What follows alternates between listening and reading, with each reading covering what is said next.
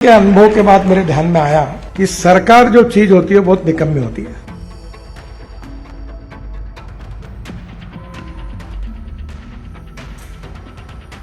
संसद भवन में उपराष्ट्रपति चुनाव के दौरान गजब हो गया। उपराष्ट्रपति का चुनाव को किस तरह से बीजेपी के दो बड़े चेहरों ने अपने नाक का सवाल बनाया है, ये सब जानते हैं। ऐसे में बीजेपी का एक कद्दावर नेता जब विरोधी दल के कद्दावर नेता के साथ मुस्कुराते दिखे तो ये अपने आप में हैरान करता है। अब कोई हैरान हो या ना हो, बीजेपी के दो बड़े नेता तो जरूर हैरान होंगे। कांग्रेस अध्यक्ष मल्लिकार्जुन खड़गे ने परिवहन मंत्री नितिन गडकरी के हाथ में हाथ डालकर कुछ ऐसा कहा कि वो मुस्कुराने लगे। तो खड़गे ने नितिन गडकरी को क्या कहा है जिसमें मोदी शाह को आफत की आहट का एहसास हो रहा होगा।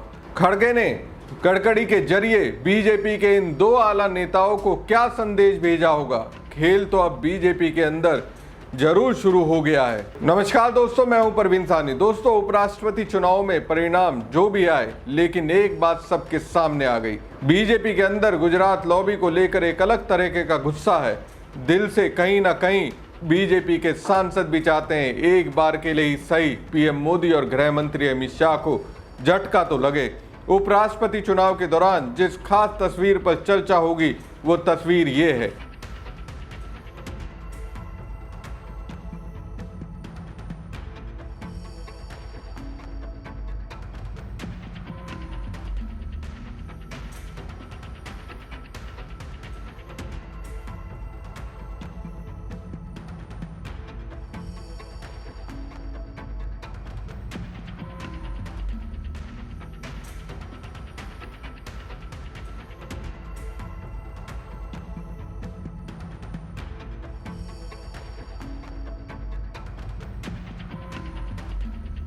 जी हां, गडकरी के हाथ में हाथ डाले कांग्रेस अध्यक्ष की यह तस्वीर है।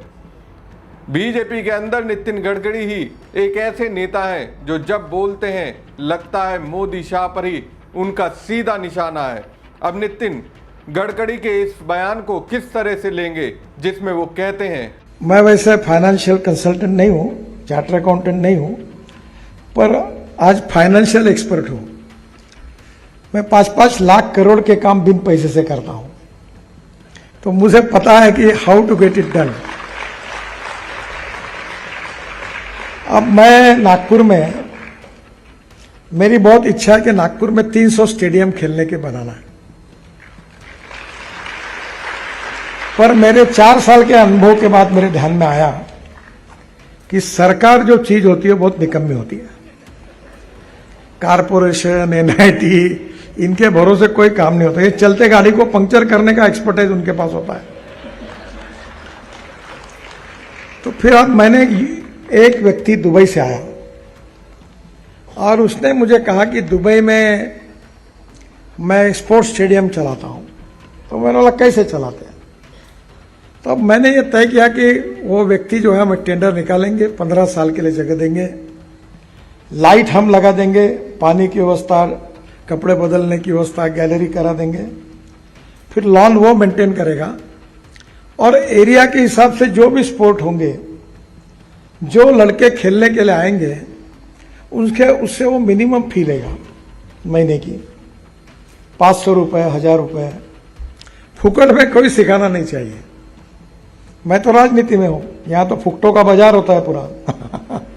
हर चीज फुकट में चाहिए, मैंने देता फुकट। सरकार निकम्मी होती है तब लोग सब फ्री में चाहते हैं। अब इस बयान को सुनकर आपको क्या लगता है? वो किस पर निशाना साध रहे हैं? उनके निशाने पर कौन है? फ्री में कौन क्या बांट रहा है? तमाम विरोधों के बाद भी कौन फ्री में राशन बांट रहा है? ऐसे ढेरों बयान हैं जिसमें नितिन गडकरी के निशाने पर साहिब हैं। कहा जाता है बीजेपी में मोदी शाह के खिलाफ बोलने की जरूरत सिर्फ नितिन गडकरी करते हैं, बाकी सब तो यस सर कहते हैं। अब जबकि नितिन गडकरी उपराष्ट्रपति चुनाव में वोट डालने के लिए पहुंचे तो उनके साथ कांग्रेस अध्यक्ष मल्लिकार्जुन खड़गे भी थे। दोनों नेता एक दूसरे का हाथ पकड़कर परिसर में आए। देर तक दोनों इसी तरह चलते रहे और मुस्कुराते हुए बातें करते रहे। बताया जा रहा है कि खड़गे ने नितिन गडकरी की अंतरात्मा की आवाज पर इस चुनाव में वोट डालने के लिए कहा है। अब जिस तरह से गडकरी मुस्कुरा रहे हैं उससे तो यही लगता है एक तरह से उन्होंने स्वीकार भी कर लिया शायद एनडीए की ओर से खड़े उम्मीदवार के खिलाफ वोट भी डाला हो। उपराष्ट्रपति चुनाव में पीएम नरेंद्र मोदी ने सबसे पहले मतदान किया और अब उसके बाद राज्यसभा और लोकसभा के सभी सांसद लाइन में लगकर वोटिंग का इंतजार करते रहे और बारी बारी से वोट डालते गए। इस बीच एक दिलचस्प तस्वीर भी सामने आई जिसे लेकर चर्चाएं तेज हो गई। सड़क एवं परिवहन मंत्री नितिन गडकरी वोट डालने पहुंचे तो उनके साथ कांग्रेस अध्यक्ष मल्लिकार्जुन खड़गे भी थे। दोनों नेता एक दूसरे का हाथ पकड़कर परिसर में आए। देर तक दोनों इसी तरह चलते रहे और मुस्कुराते हुए बातें करते रहे। इस तस्वीर पर भाजपा की ओर से कोई रिएक्शन तो नहीं आया, लेकिन कांग्रेस ने इसका इस्तेमाल करते हुए पीएम मोदी पर निशाना साधा। कांग्रेस प्रवक्ता अखिलेश प्रताप सिंह ने कहा कि यही तो है असली लोकतंत्र की तस्वीर। यही नहीं, उन्होंने कहा कि क्या आपने कभी पीएम मोदी को इस तरह से किसी का हाथ पकड़े हुए देखा है? वह तो हमेशा गुस्से में रहते हैं और किसी से भी संवाद से बचते हैं। उपराष्ट्रपति चुनाव के लिए जारी वोटिंग के दौरान कई दिलचस्प तस्वीरें देखने को मिली। एक तरफ गिरिराज और अखिलेश यादव बेहद प्रेम से मिलते नजर आए तो वहीं किरण रिजिजू भी लगातार विपक्ष के कई नेताओं से मिलते दिखे। उन्होंने डिंपल यादव से भी वोटिंग बूथ के बाहर की बात कही। बता दें कि इस चुनाव में एनडीए कैंडिडेट सीपी राधाकृष्णन की विपक्षी उम्मीदवार सुदर्शन रेड्डी से मुकाबला है। इसमें लगभग जीत एनडीए के उम्मीदवार की तय है। दरअसल वाईएसआर कांग्रेस के 11 सांसदों ने भी एनडीए कैंडिडेट के समर्थन का ऐलान किया है। वहीं एनडीए के पास पहले से ही 427 वोट होने की बात कही गई है।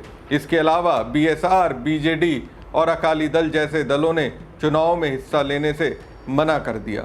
वहीं पंजाब से अमृतपाल और एक अन्य सांसद भी वोट से दूर रहे हैं। हमारी खबर आपको कैसी लगी कमेंट बॉक्स में कमेंट करके जरूर बताएं। साथ ही पेज को ज्यादा से ज्यादा लाइक और शेयर कीजिएगा। धन्यवाद। देखो, हमारे अपोजिशन पार्टी के जो वाइस प्रेसिडेंट कैंडिडेट हैं वो जीतने की सभी संभावनाएं हैं। इसीलिए सारे पार्टियां कोशिश कर रहे हैं कि लोकतंत्र में हम सभी लोग एक होकर सुदर्शन रेड्डी जी को जिताना, यही एक अपना मकसद है। से भी कुछ लोग उधर डाल सकते हैं। देखिए, संख्या तो दिख ही रही है, संख्या किसके साथ ज्यादा है। सवाल संख्या का नहीं है, सवाल है आप कहाँ खड़े हैं, आप किसके साथ खड़े हैं, आप किसके समर्थन में हैं।